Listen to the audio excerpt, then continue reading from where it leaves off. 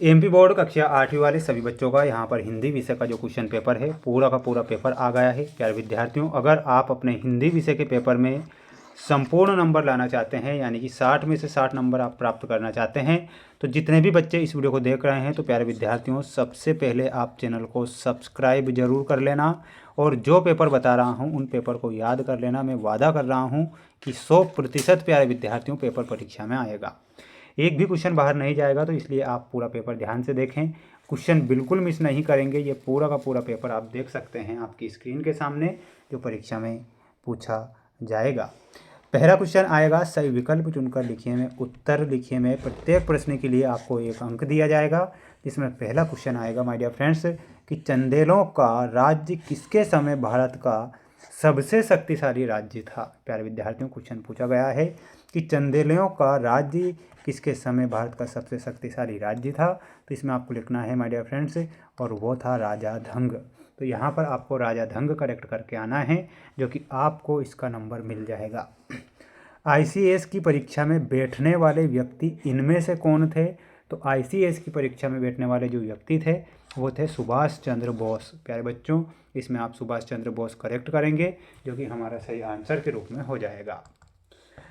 64 योगिनी मंदिर कहाँ पर स्थित है। तो 64 योगिनी जो मंदिर है वो भेड़ाघाट में स्थित है। तो प्यारे बच्चों, यहाँ पर आप भेड़ाघाट करेक्ट करेंगे। और ये पूरा का पूरा पेपर देख लीजिए, आपकी परीक्षा का ही पेपर है और 100% ये पेपर परीक्षा में आ रहा है। तो आप इसे ध्यान से देखेंगे।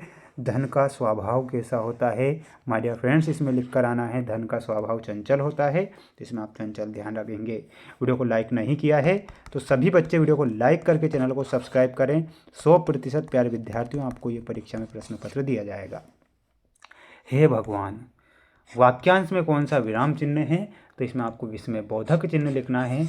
हे भगवान, तो यहाँ पर एक चिन्ह होता है इस प्रकार का, तो वो कौन सा होता है, विस्मय बोधक चिन्ह होता है ना, जिसे हम विस्मय सूचक चिन्ह भी कहते हैं। तो ये आप ध्यान रखेंगे।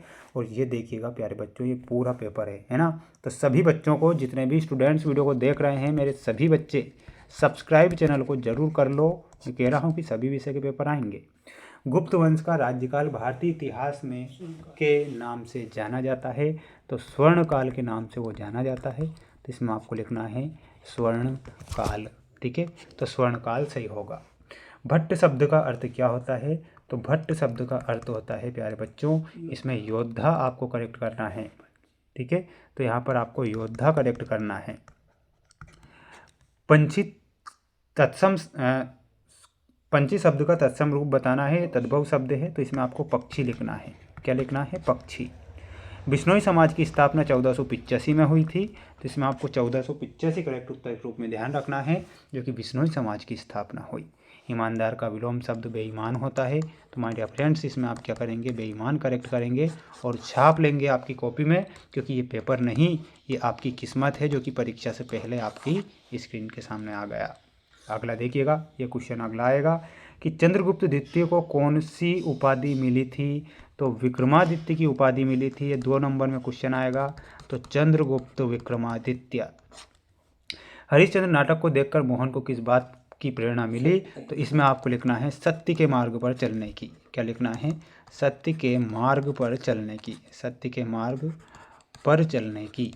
तो इसमें आपको ये लिखना है सभी स्टूडेंट्स को। नवनभ से कवि का क्या आशय है। तो नवनभ से कवि का यह आशय है कि नई प्रकृति का निर्माण करना, नए विचार अपने अंदर लाना। तो ये आपका आंसर हो जाएगा। तो ये आप इसमें लिख कर, कुमार गंधर्व का नाम था सिद्धराम कोमकली। तो इसमें आपको सिद्धराम कोमकली लिख देना है प्यारे बच्चों, सिद्धराम कोमकली। 26 के 26 क्वेश्चन बताऊंगा आपकी परीक्षा में, 26 क्वेश्चन आएंगे। तो 26 ही प्रश्नों का आंसर बता रहा हूँ, है ना। देखिएगा, पटना शहर का पुराना नाम जो था वो था पाटलिपुत्र था। तो इसमें आपको पाटलिपुत्र लिख कर आना है और छाप के। स्वतंत्रता का सही वर्तनी क्या हो जाएगा, और वो हो जाएगा स्वतंत्रता। नेक्स्ट क्वेश्चन है, अफ्रीका में गांधी जी को किन किन अपमानजनक घटनाओं का सामना करना पड़ा था। तो यहाँ पर आपको याद रखना है, आपकी फेयर कॉपी से याद, हरिदास की भक्ति किस भाव की है। तो ये दास्य भाव की है। किस भाव की है। तो इसमें आपको दास्य भाव लिखना है।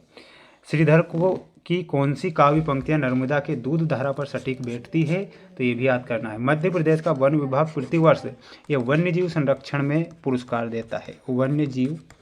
वन्यजीव संरक्षण के लिए, वन्यजीव संरक्षण के लिए, तो ये आपको यहाँ पर ध्यान रखना है।